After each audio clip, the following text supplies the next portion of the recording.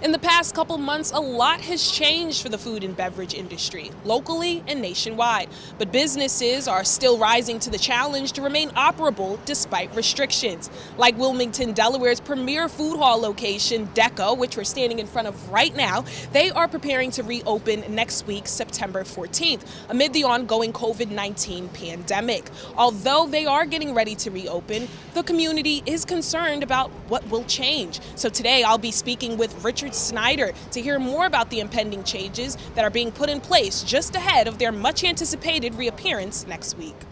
Deco, also known as Delaware Collective, has been shut down since March of 2020. This is the first time the food hall has unofficially closed its doors since its grand opening in 2019. A launch pad for chefs, Deco brings a unique experience to Wilmington, and like other metropolitan cities, they've had to adapt to new rules in this new norm. You know, even with the other properties that I've run, it has really, just to survive, it's forced us to kind of run as lean as possible, whether it's labor, whether it's cost of goods sold, whether it's just your hours of operation. And you start to realize that you can almost eke by even during COVID. And so it's funny, like the other coffee shops that I run and the other restaurant makers alley, we've actually been a little bit more profitable. We haven't been grossing the same amount, but we've been running really lean and we've been, getting by. So that is our hope here. It's just, with the tenants and the owners, we've created kind of a platform where people can order from their phones or order remotely. So there's no, to be safe with COVID, no face-to-face interaction. All orders will be placed via your phone or your computer before you come down from your office.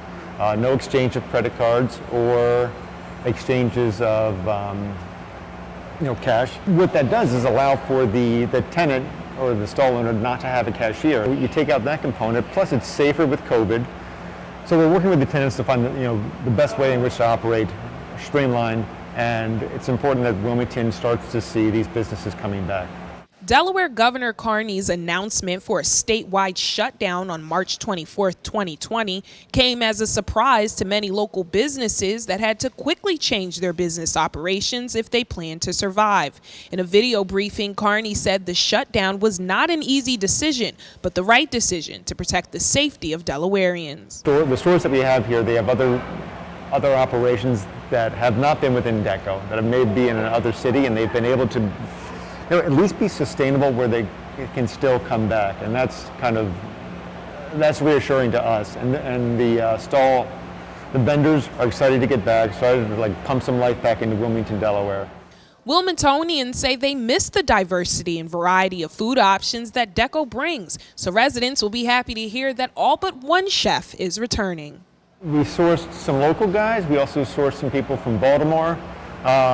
So it was we wanted to make sure that we had, a good range and a great variety of food, and also defined as talented people as we could find. So we were psyched that, Connie's, Chicken and Waffles and Fubs are both from Baltimore. Bardea is, our hometown favorite with their restaurant down on Market Street, but they're also, we're from Philadelphia and have tested their wares in Philly before moving down here. Al Sushi is the Venerable Al, has been in Mickey Moto's for a long time before going out on his own. Me and my buddy Chef James Sparks, we opened up Stew and Stammy's in here, and then there's also the burger shop. It took a while to curate. We've had a great experience in doing so and some really good feedback from the people that have come. A new delivery option could keep Deco around even if their doors are forced to close again. If COVID cases hike back up, Richard said they're prepared to satisfy the demand with or without being on location.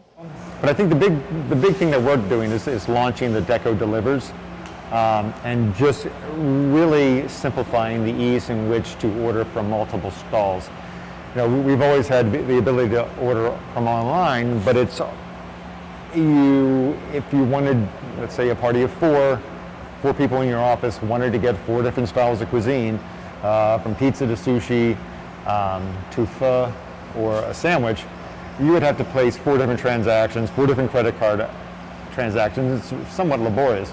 Or just come down here and everybody waits in 4 different lines, and that's also can be a pain.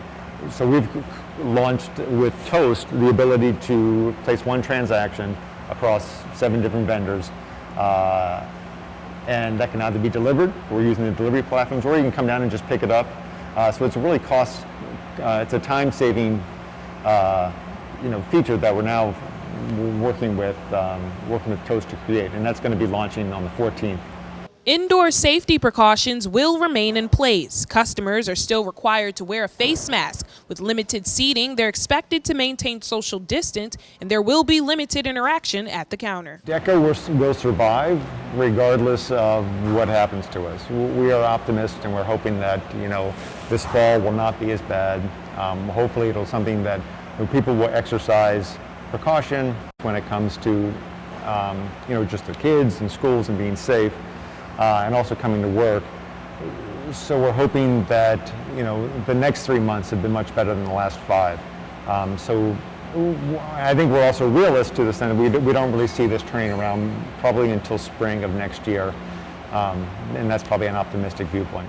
So which stall are you excited to visit? Or better yet, what are you guys in the mood for? Is it pizza? Is it sushi? Is it burgers? Or is it Connie's famous chicken and waffles? Now, if it was up to me, I'd order at least one of each. How many more days until the 14th again? Oh yeah, that's right. It's next week, Monday. I can wait, and I'll see you guys there. Reporting from Wilmington, Delaware, India Sage Williams, 22 News.